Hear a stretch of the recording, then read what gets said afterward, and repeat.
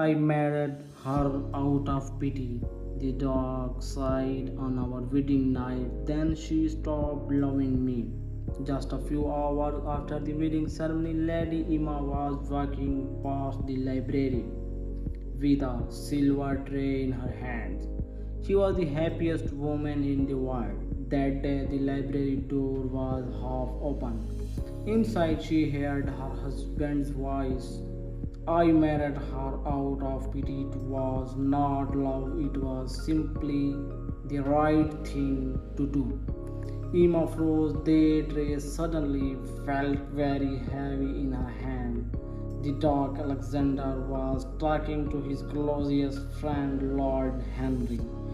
You did not have to marry her, Lord Henry said. I know, the dog replied. Then why did you, after her father died? What future did she have? The estate was drawing in debate. Her younger brother would have lost everything. Someone had to help her. Lord Henry laughed softly. You make it sound like a charity project. The dog's voice stayed calm. Perhaps it was not love, but it was the right thing to do.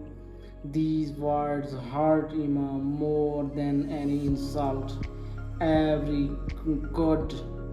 There was no anger in them, only cold, painful honesty. She stood there for a moment, unable to move, unable to breathe.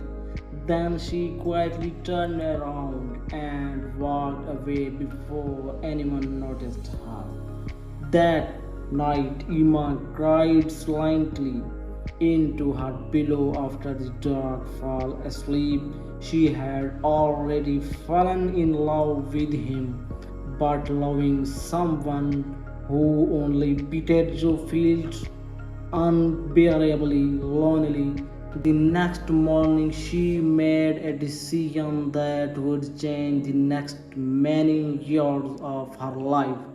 If he does not love me now, I will give him reasons to love me later. She decided to become the perfect wife and the perfect Duchess.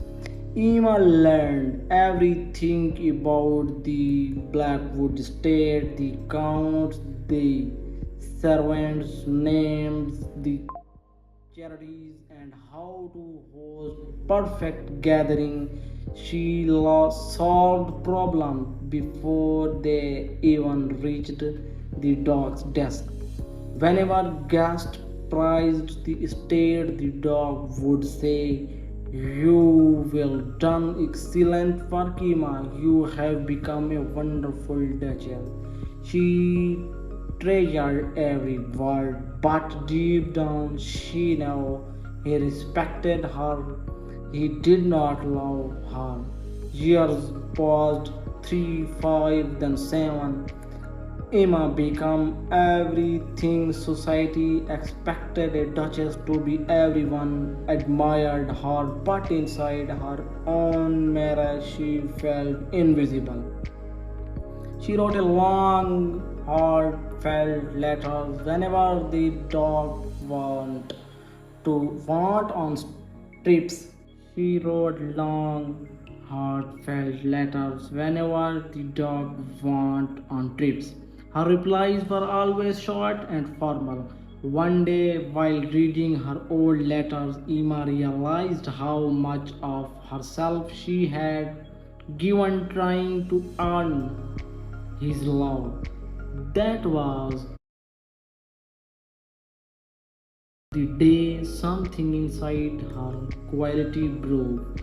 She started writing shorter letters. She stopped waiting for him on the front steps. She stopped hoping. The dog slowly noticed the change, the warm, loving Eva who used to light up when he came home was gone. In her place was polite, perfect Duchess whose heart had quietly left him. One evening during dinner, he finally asked Emma, "Have I done something to hurt you?" She replied softly, "No." "You seem too distant." "Am I?"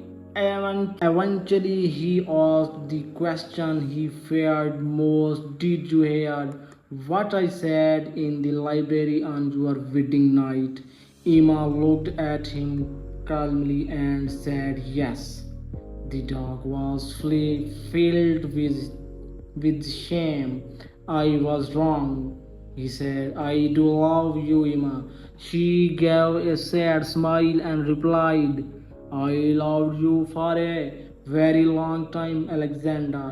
From that day, the dog tried hard to win her back.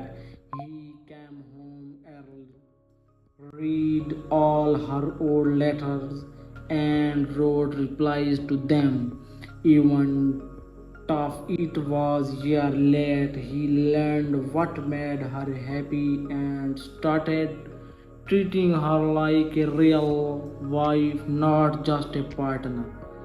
On their wedding anniversary, he took her back to the same library where everything had started.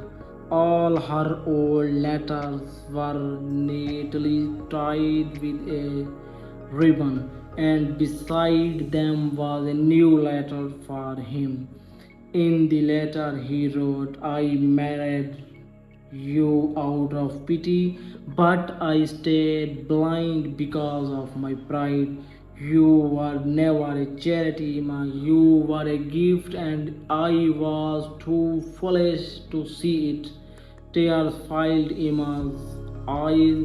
She whispered, "I don't know if love can come back the way it was before." The dog held her hand gently and said, "Then let it return in new, stronger way." Slowly, a new and deeper love grew between them, more mature, more honest, and more real than before.